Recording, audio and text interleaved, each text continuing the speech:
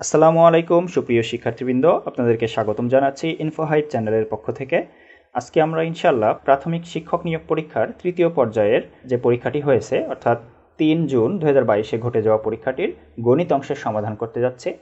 আজকের ভিডিওতে প্রতিটি গণিতের ব্যাখ্যা সহ এবং শর্টকাট ট্রিক্স শেখানোর চেষ্টা করব, বুঝিয়ে দেওয়ার চেষ্টা করব। তা আপনাদেরকে অনুরোধ করব যে ভিডিওটি প্রথম থেকে শেষ পর্যন্ত দেখবেন এবং যারা চ্যানেলটিতে প্রথমবার এসেছেন তাদেরকে বলবো চ্যানেলটি সাবস্ক্রাইব করে পাশে থাকার জন্য। তো কথা না বাড়িয়ে চলুন আমরা অঙ্কের সমাধানে যাচ্ছি। তো ১ নম্বর প্রশ্নটি আপনারা দেখুন, কোন সংখ্যার বর্গমূলের সাথে ২০ যোগ করলে যোগফল ৫-এর বর্গ হবে? তো অঙ্কটি আমরা সমাধান করার চেষ্টা করি। দেখুন বলছে কোন সংখ্যার বর্গমূলের সাথে, অর্থাৎ আমরা সংখ্যাটি এক্স যদি ধরে নিই তাহলে এক্সের বর্গমূল হবে রুট এক্স, এর সাথে যদি আমরা ২০ যোগ করি, যেহেতু বলছিল ২০ যোগ করলে কি হবে ৫-এর বর্গ হবে। ৫-এর বর্গ কি 5-এর স্কোয়ার। তো এই হলো আমাদের সমীকরণ। তা সমীকরণটা আমরা সমাধান করি। তাহলে রুট এক্স সমান ৫-এর স্কোয়ার পাচ্ছি ২৫, আর এ পাশে থেকে +20 পাশে গেলে -20 হয়ে যায়। তাহলে আমরা কি পাচ্ছি রুট এক্স সমান 25 - 20 অর্থাৎ 5 পাচ্ছি।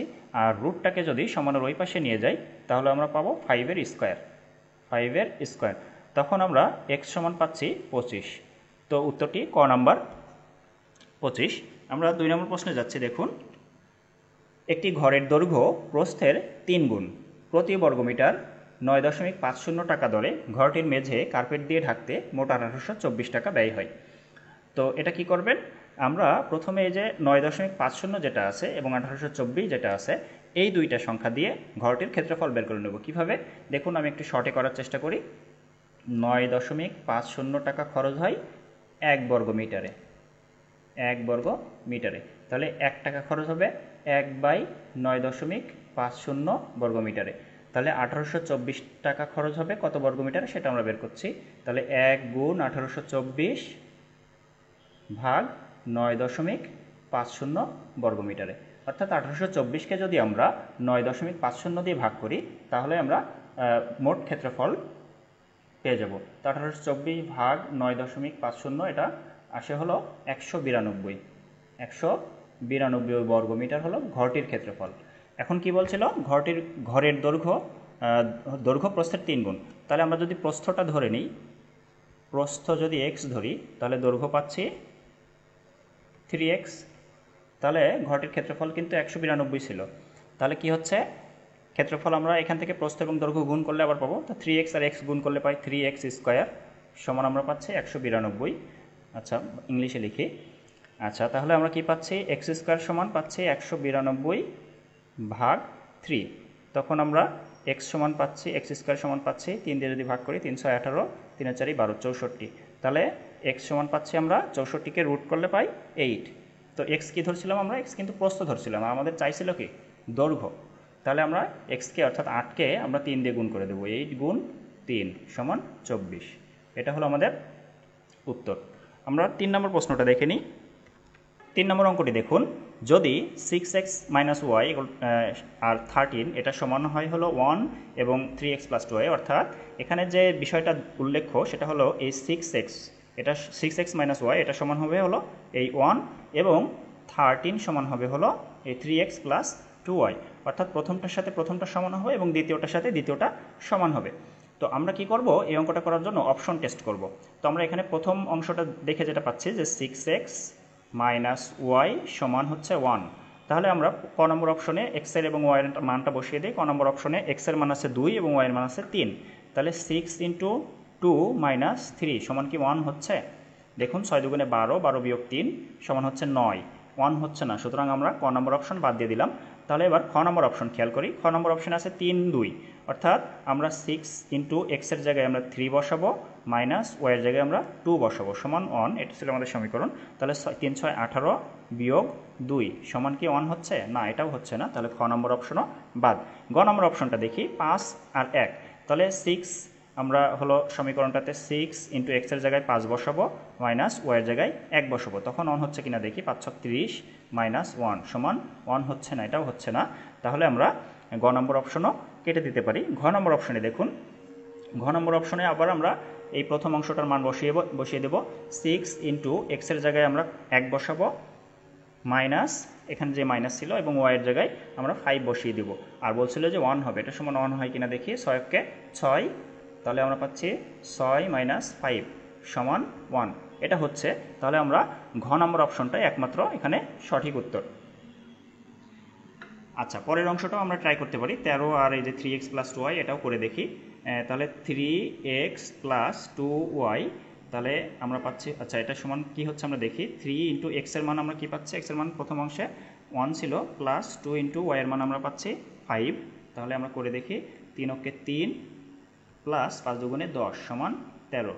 তাহলে দ্বিতীয় অংশটাও কিন্তু মিলে গেছে। আচ্ছা, আমরা 4 নম্বর প্রশ্নে যাচ্ছি। 4 নম্বর প্রশ্নটি দেখুন, নিচের কোন ভগ্নাংশটি ছোট ভগ্নাংশ? তো এই অঙ্কটি সমাধান করার জন্য একটি শর্টকাট টেকনিক আছে এবং এই অঙ্কটি অনেকবার আসছে প্রাইমারি নিয়োগ পরীক্ষাতে। তো ভগ্নাংশ রিলেটেড একটি শর্টকাটের ভিডিও আমি দিয়েছিলাম, সেটা আই বাটনে পেয়ে যাবেন। সেখানে আমি এই অঙ্কটি সহ ভগ্নাংশ রিলেটেড আরও অনেক অঙ্কের শর্টকাট টেকনিক দেখিয়েছি, আপনারা সেখান থেকে দেখে আসতে পারেন। তো আমরা এখানে এই অঙ্কটি শর্টকাট টেকনিকটা শিখে নিই।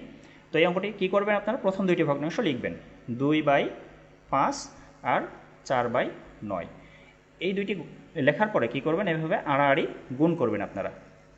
তো 4 5 20। এখন এই 4 5 20টা লিখবেন কোথায়?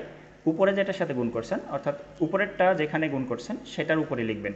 তা যেহেতু উপরে হলো 4 আছে, তাহলে 4-এর উপরে আমরা লিখবো 4 5 20।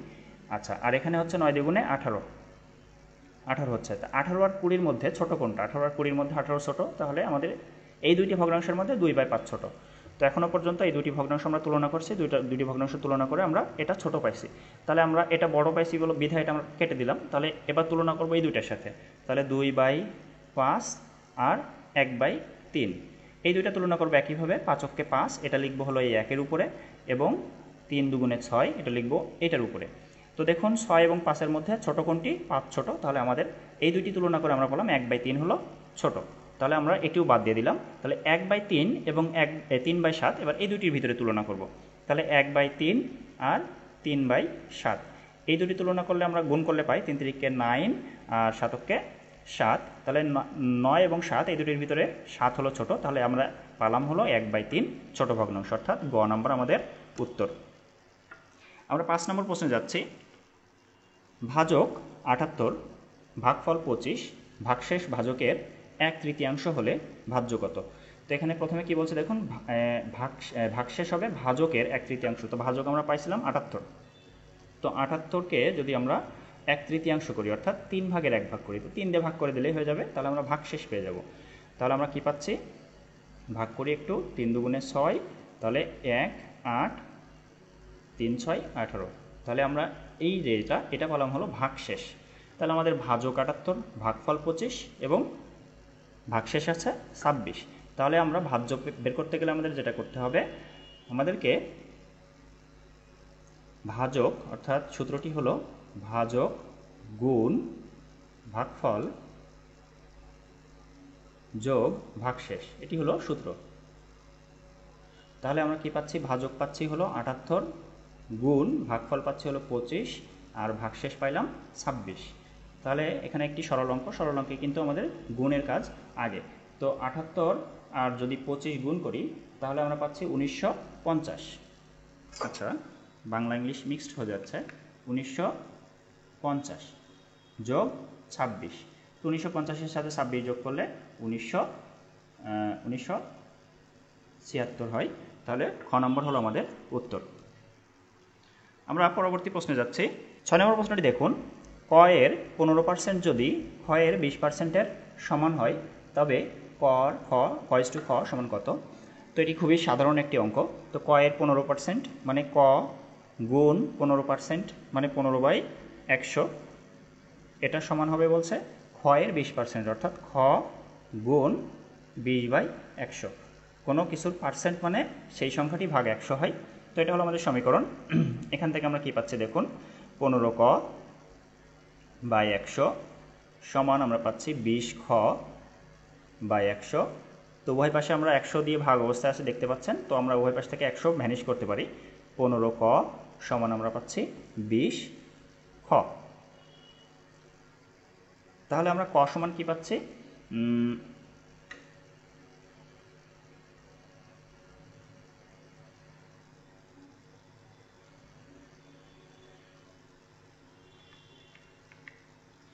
তো 15 ক সমান 20 খ।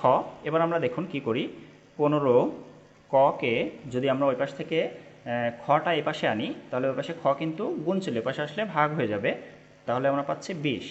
আচ্ছা, একইভাবে আমরা ক বাই খ যদি লিখি, আচ্ছা 15 কিন্তু এই পাশে কর সাথে গুণ অবস্থায় ছিল, তাহলে এই পাশে আসলে কী হয়ে যাবে, ভাগ হয়ে যাবে, 20/15। বুঝতে পারছেন, আমি 2 লাইনে করছি, 1 লাইনের অঙ্ক বোঝানোর জন্য।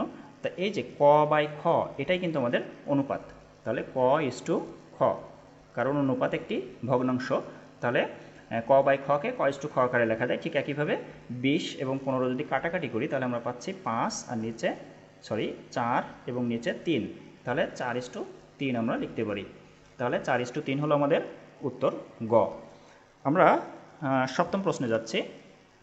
আবহাওয়া অফিসের রিপোর্ট অনুযায়ী 2012 সালে মে মাসে চতুর্থ সপ্তাহে বৃষ্টি হয়েছে মোট 5 দিন। আচ্ছা, প্রথম যে অংশটি আছে আবহাওয়া অফিসের রিপোর্ট অনুযায়ী 2012 সালে মে মাসে চতুর্থ সপ্তাহে, এসব বাড়তি অংশ, এসব কিচ্ছু আমাদের দরকার নাই, জাস্ট মাথাটাকে আপনাদেরকে একটু ঘুলিয়ে দেওয়ার জন্য এই কথাগুলো লিখছে, এছাড়া কিছুই না। তো সপ্তাহে বলছে, প্রথম সপ্তাহ, একটি সপ্তাহে আর কি বৃষ্টি হয়েছে মোট 5 দিন, মোট 5 দিন বৃষ্টি হয়েছে। তো সপ্তাহে দিন কয় দিন, সপ্তাহে দিন কিন্তু 7 দিন, তো 7 দিনের ভিতরে বৃষ্টি হয়েছে 5 দিন। তা বৃষ্টি হয় নাই কয় দিন, বৃষ্টি হয় নাই কিন্তু 2 দিন। তাহলে বৃষ্টি না হওয়ার যে দিনগুলো সেটা হলো আমাদের, তার মধ্যে মানে রবিবারে বৃষ্টি না হওয়ার সম্ভাবনা কত, তো বৃষ্টি না হওয়ার দিন আছে 2 দিন, তাহলে এই 2কে আমরা মোট দিন দিয়ে ভাগ করে দেব, এটাই হলো আমাদের সম্ভাবনা। তো সম্ভাবনার সূত্রটা এটা একটু ডিটেল ব্যাখ্যা করার দরকার ছিল, যেহেতু আমি শর্টকাট দেখাচ্ছি, এখানে আমি অত ব্যাখ্যা করছি না, আমি সামনে সম্ভাবনা নিয়ে নতুন একটি ভিডিও করব, সেখানে ডিটেল ব্যাখ্যা করার চেষ্টা করব। তো এখানে আমাদের উত্তরটি হলো 2/7। আমরা পরবর্তী প্রশ্নে যাচ্ছি। দুটি সংখ্যার অর্ধেকের যোগফল 40। আমরা দুটি সংখ্যার অর্ধেকের যোগফল, অর্থাৎ একটা x/2 এবং আরেকটা y ধরে নিলাম, তাহলে y/2 সমান আমরা পাবো হলো 40। আচ্ছা, তাদের পার্থক্যের 1/4 সমান 18। আরেকটা সমীকরণ কি আছে, তাদের পার্থক্যের 1/4, তাহলে x মাইনাস ওয়াই, একে যদি 4 দিয়ে ভাগ করি তাহলে পাবো 18। এটা হলো আমাদের সমীকরণ। তো আমরা দ্বিতীয় সমীকরণ থেকে পাই, দেখুন x মাইনাস ওয়াই সমান আমরা পাচ্ছি 4 18, 4 এবং 18 গুণ করতে হবে এখানে, তাহলে 4 8 32, 2 হাতে 3, 4 × 4 3, 7 72 হয়। তাহলে আমরা কি পাচ্ছি দেখুন। আচ্ছা, এখানেও আমরা একটু সমাধান করি। প্রথম সমীকরণটা এখানে আমরা লসাগু করি, তাহলে 2 পাচ্ছি, তাহলে x প্লাস ওয়াই উপরে পাচ্ছি, তাহলে আমরা পরের লাইনে কি পাচ্ছি, x প্লাস ওয়াই সমান আমরা পাচ্ছি হলো 40 এবং 2 গুণ করলে 80। আচ্ছা, এখন আমরা এই যে x প্লাস ওয়াই এবং x প্লাস ওয়াই সমান 80 এবং x মাইনাস ওয়াই সমান 72, এই দুটো সমীকরণকে যদি আমরা যোগ করি তাহলে কি পাচ্ছি দেখুন, x প্লাস ওয়াই সমান 80 এবং x মাইনাস ওয়াই সমান পাচ্ছি 72, তাহলে যোগ করলে ওয়াই ওয়াই কেটে যাচ্ছে, থাকছে হলো 2x সমান এখানে 2 8 7 15 152, তাহলে x সমান আমরা পাচ্ছি 152/2 সমান আমরা পাচ্ছি 75 76, x সমান আমরা পাচ্ছি 76। তাহলে ছোট সংখ্যাটি কত, বড় সংখ্যাটি কিন্তু 76 পেয়ে গেছি। এখানে দেখুন x প্লাস ওয়াই অর্থাৎ সংখ্যা দুটি যোগ করলে হয়েছিল কত, 80, যোগফল হলো 80, তার মধ্যে একটি হলো 76, তাহলে অপরটি কত, তাহলে 80 বিয়োগ 76 সমান 4, তাহলে একটা 4 এবং আরেকটা 76, দুইটা সংখ্যার ভিতরে ছোট হলো 4, সুতরাং ছোট সংখ্যাটি খ। 9 নং প্রশ্নটি দেখুন, একটি ত্রিভুজের 3টি কোণের অনুপাত 6:8:10 হলে বৃহত্তম কোণের পরিমাণ কত। তো এই অঙ্কটি সমাধান করার জন্য অনুপাতের একটি অঙ্ক এটি, তো অনুপাতের আমি একটি ভিডিও এর আগে আপলোড করছি, সেখানে অনুপাত রিলেটেড যত অঙ্ক এই পর্যন্ত আসছে সব অঙ্কের সমাধান করার চেষ্টা করছি এবং শর্টকাটে বোঝানোর চেষ্টা করছি। আপনারা আই বাটনে ভিডিওটি পেয়ে যাবেন, সেখান থেকে দেখে আসতে পারেন। আমরা এই অঙ্কটি সমাধান করব কিভাবে, এখানে দেখুন আমরা প্রথমে কি করব, 6 8 এবং 10 এই তিনটি সংখ্যাকে যোগ করে দিব, তাহলে 6 যোগ 8 যোগ 10 এটা যোগ করলে আমরা পাই 24। আচ্ছা, আর ত্রিভুজের 3 কোণের সমষ্টি কত, ত্রিভুজের 3 কোণের সমষ্টি কিন্তু 180 ডিগ্রি। আচ্ছা, এবার কি করবেন, তাহলে আমাদের নির্ণয় করতে বলছে বৃহত্তম কোণ। বৃহত্তম কোণ তো সমান হবে তখন, বৃহত্তম কোণ সমান আমাদের এই যে অনুপাতের যোগফলটা পাইলাম সেই যোগফল দিয়ে 180কে ভাগ করব, 180/24 এবং বৃহত্তম যে অনুপাতটা আছে সেটা দিয়ে গুণ করব। আচ্ছা, বৃহত্তম অনুপাতটা ছিল 10। তো এখন যদি আমরা 24 এবং 180 কাটাকাটি করি, তাহলে 2 দিয়ে কাটাকাটি করলে আমরা পাচ্ছি এখানে 12। আচ্ছা, 24 এবং 10-এর সাথে কাটাকাটি করি, তাহলে এখানে পাচ্ছি 5। তো 12 এবং 180, 180কে 12 দিয়ে ভাগ করলে আমরা পাচ্ছি 15। তাহলে 15 গুণ 5, তাহলে আমরা পাচ্ছি 5 15 75 ডিগ্রি। তো উত্তরটি হলো খ নম্বর। আমরা 10 নং প্রশ্নে যাচ্ছি। রম্বসের কর্ণদ্বয় পরস্পরকে, এটা মানে মুখস্থের একটা বিষয়, রম্বসের কর্ণদ্বয় পরস্পরকে সমকোণে সমদ্বিখণ্ডিত করে। আমি একটু এঁকে দেখাচ্ছি আপনাদেরকে। এটি হলো একটা রম্বস ধরা যাক। তো এই রম্বসটির যদি দুইটি কর্ণ আঁকাই, তাহলে কি করবে, দুইটি কর্ণ আঁকালাম, তাহলে এই যে এই কর্ণটা এবং এই কর্ণটা, এই একটা কর্ণ আর একটা কর্ণকে পরস্পরকে সমান দুই ভাগে ভাগ করে দিবে। অর্থাৎ এখান থেকে এতটুকু যতটুকু, এখান থেকে এতটুকু ততটুকু, সমান দুইটা পার্টে ভাগ করে দেয় একটা আরেকটাকে। এবং এখানে যে কোণগুলো তৈরি হয় প্রত্যেকটা কোণই 90 ডিগ্রি করে হয়, অর্থাৎ সমকোণ হয়। তাই বলা যায় সমকোণ তৈরি করে, আবার সমদ্বিখণ্ডিতও করে। আমরা 11 নং প্রশ্নে যাচ্ছি। ল্যাটিন ভাষায় সেন্টি অর্থ কী? ল্যাটিন ভাষায় সেন্টি অর্থ হলো শতাংশ। 12 নং প্রশ্ন দেখুন। 20 ফুট লম্বা একটি বাঁশ এমনভাবে কেটে দুভাগ করা হলো যেন ছোট অংশ বড় অংশের 2/3 হয়। ছোট অংশের দৈর্ঘ্য কত ফুট? তাহলে 20 ফুট একটা লম্বা বাঁশ এমনভাবে কেটে দুই ভাগ করা হলো যেন ছোট অংশ বড় অংশের 2/3 হয়। তো এখানে বড় অংশ যেহেতু বলছে, বড় অংশের 2/3 হবে ছোট অংশ, তাহলে বড় অংশটা আমরা ধরে নিই, বড়টি আমরা x ধরে নিলাম। তাহলে ছোটটি পাবো আমরা কি? ছোটটি পাবো x এর অর্থাৎ গুণ x এর 2/3 অর্থাৎ 2/3। তাহলে আমরা কি পাচ্ছি? 2x/3। তাহলে সমীকরণটা কি পাচ্ছি? বড়টা এবং ছোটটা দুইটা যোগ করলাম, তাহলে আমরা পেয়ে যাব বাঁশটির মোট দৈর্ঘ্য। বাঁশটির মোট দৈর্ঘ্য ছিল 20। তাহলে আমরা কি পাচ্ছি? এখানে লসাগু করি, লসাগু করলে পাচ্ছি 3x প্লাস 2x সমান 20। তাহলে কি পাচ্ছি আমরা? 3x প্লাস 2x মানে 5x, 5x সমান, এবং 3 আর 20 গুণ হবে, তাহলে 60 পাচ্ছি।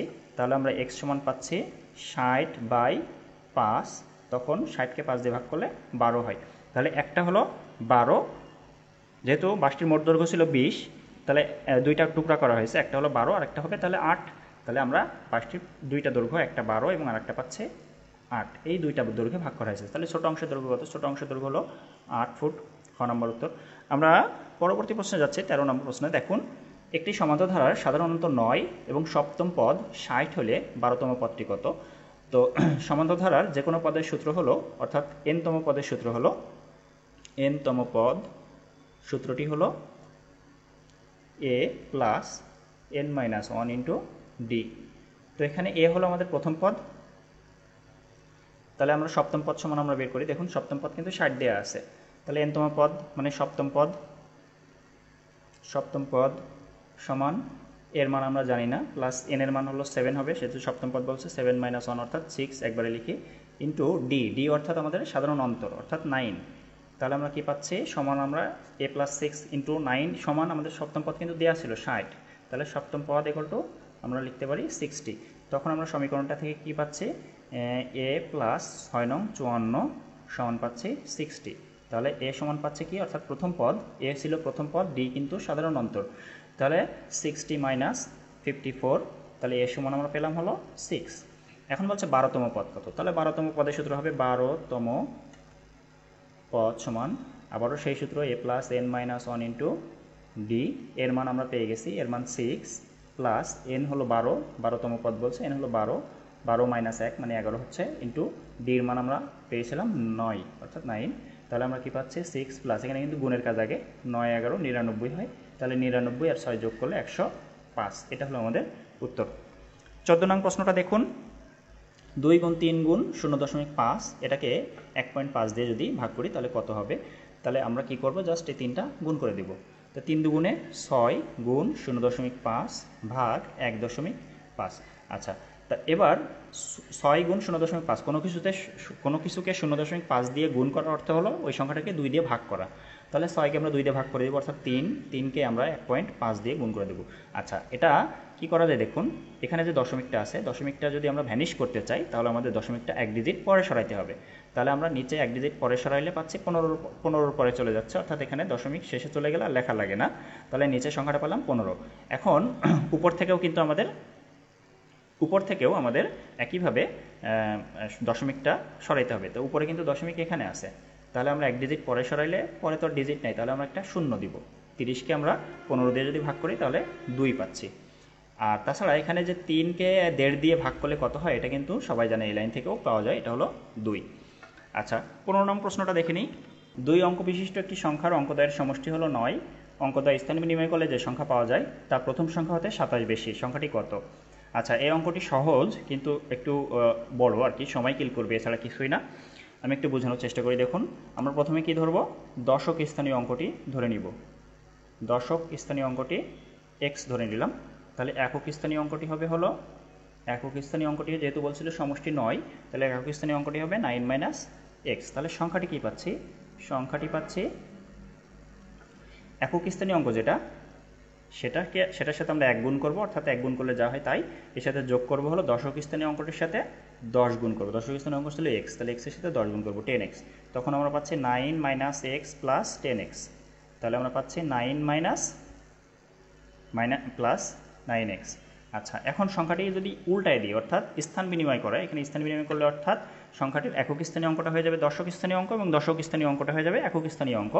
তাহলে দশক স্থানীয় অঙ্ক যেটা ছিল, আমরা এই সমীকরণটাই হুবহু লিখব, প্রথমে যেটা লিখছিলাম, কিন্তু জাস্ট 9 - x এর জায়গায় x লিখব এবং x এর জায়গায় 9 - x লিখব। তাহলে উল্টো সংখ্যাটি কি পাচ্ছি?